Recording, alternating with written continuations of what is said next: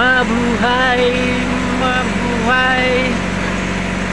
Yan mga kasangkayan, we are finally here in Barangay Mabuhay, Canavid Eastern Samar after more than an hour of trip. So inabot kami ng 1 hour and 5 minutes before namin marating yung Barangay Mabuhay. So eto na.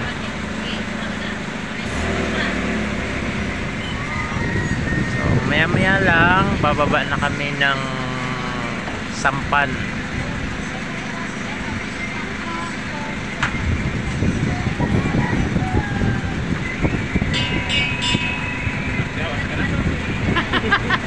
Ala, sige. Imang bit-bit ko, no. Gamit. Kasi nandito na tayo sa Barangay Mabuhay. Diyan kami ngayon magtatrabaho. Siguro aabutin lang kami dito ng isang gabi. 2 araw, isang gabi.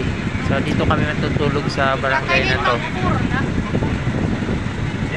May sila kasi madalas kasi na binabaha yung barangay na to, kaya may sila tawag dyan, gauge or marker, I don't know.